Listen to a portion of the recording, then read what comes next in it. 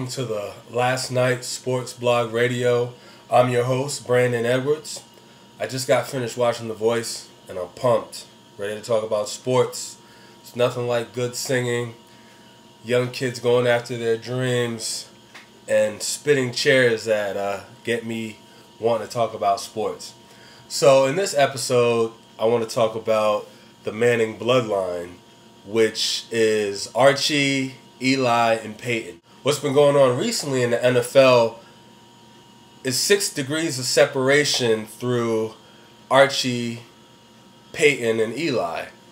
To start it all off, for those of you who don't know, Archie Manning is the patriarch, the king of the whole pyramid of Manning, right? Great quarterback, played in the 70s for the Saints. They were real terrible, so people called them the Aints, which is kind of corny. But folks wore paper bags over their heads in the stands with sad faces drawn over them. Archie was a really good quarterback. The rest of the team just wasn't that good. He had a son. First son was a wide receiver. Was really good, highly touted, but he had a spine injury, a spine disease. So his career was done. His second son, number 2, is Peyton. And as everyone knows, or everyone who loves football knows, Peyton is the truth. The little brother, Eli, is third on the tree. And a lot of people don't like Eli. A lot of people hate Eli. They criticize him and call him Gomer Pyle. Right now, there is no other quarterback in the league that I would want. Honestly, not even Tom Brady. Eli is the man. Eli has beaten Tom Brady in the big game twice. So he is the youngest Manning, but I want to say most accomplished Manning.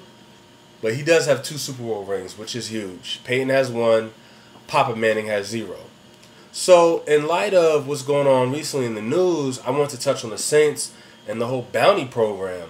What came to light is former defensive coordinator of the Saints, Greg Williams. Somebody snitched to the press about a bounty program. Now, there was an investigation going on with the NFL. I don't know how it's a private investigation for the NFL, yet it gets into the hands of the media. 500-plus page investigation. I've been texting and tweeting with friends about this all week. So anyway, in the investigation, they talk about how players were encouraged with side bets and cash to go injure the opposing team's quarterback, running back, anybody on the offense, take their best play out of the game. Now, it's part of the culture in football to have little cash side bets for big hits, big plays, a fumble, tackle for a loss. What went wrong in this case was that a pool of money was collected and it reached upwards of thousands to even $50,000 for players to injure or cause a concussion or sideline or end a career of an opponent. The heat is coming down because, as you know, Roger Goodell, the commissioner, safety, health. The NFL is getting sued left and right by former players who have long-term traumatic effects of concussions from playing football. This person here, that person there, media, journalists have their 2 cents, but nobody went to Archie, the first superstar, to our knowledge, of the Saints to get his 2 cents. I mean, he is kind of like the mayor of the Saints to a degree outside of Drew Brees. So it's interesting that he wouldn't have his 2 cents, being that he was the first star of the Saints, and he's still very active in New Orleans and helping out with the team and the community. Maybe he just wants to stay clear of that. Maybe he doesn't want to poison the Manning bloodline. Of course, what comes next is the release of Peyton Manning from the Indianapolis Colts after 14 strong seasons. The Colts had the pleasure of having one of the classiest and toughest and most brilliant quarterbacks ever in league history to play for their organization. He won 4 MVPs. He got them a Super Bowl. Awesome guy. So what happened is that Peyton has had, as most of you know watching this who love sports, because this is kind of concurrent with what's been going on, he's had multiple neck surgeries and procedures on the back of his neck. So you can see there's a scar. There's a cut on the back of his neck for the procedure. So they're iffy if he's going to be able to return to his normal Hall of Fame self. But on any given day, any team in the league will take a Peyton Manning at 75%. So last season, they paid Peyton $20+ million to not play. They didn't put him on injury reserve. They gave him $20+ million to stay on the sidelines and heal and recover. Which, I mean, hey, 20-something million to be unemployed. That's pretty darn good with the state of the economy right now. So that happened. Also, of course, the Indianapolis Colts collapsed. They were terrible. What was it, a 2-win season? Somehow, some way, they stumbled into the first overall pick. And who is the first overall pick? One of the greatest college quarterback phenoms since John Elway and Andrew Luck out of, coincidentally, Stanford. So he's coming out number 1 overall. It would be tense to have both quarterbacks and to pay Peyton a whole lot of money because he's owed another $20+ million to sign. So they parted ways amicably. They said it was tense because the owner, Jim Irsay, tweets a lot, and he kind of threw some dirt on Peyton. But they parted ways. It was televised. They had a press conference. Both guys teared up. Peyton, was tearing up. You could hear it in his voice. I teared up a little. I felt sad because everyone knows the horseshoe with Peyton Manning, and he practically built that franchise after they stole away in the night from Baltimore. Now people want to know where he's going to go. Which team needs a quarterback? Which team is one player away from winning a Super Bowl?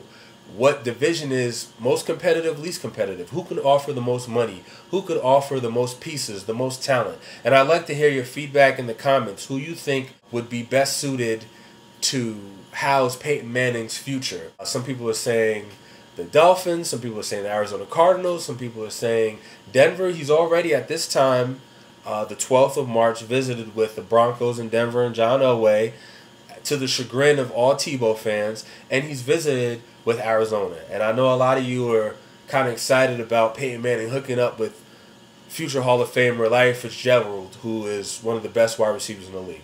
So we'll see. I'm not going to make my predictions.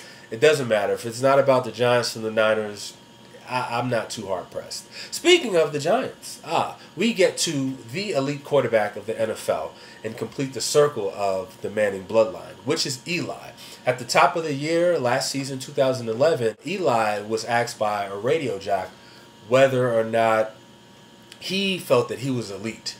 And like any man who has any backbone or spine, Eli said, yeah, I'm elite. I'm one of those guys. I could stand toe-to-toe with Brady and with Aaron Rodgers and with Drew Brees. And everyone laughed and everyone scoffed. And they thought he was good. They still, even with a Super Bowl MVP under his belt, they still saw him as Peyton's little brother. So what does Eli do this year as the talk goes and circles round and round all season?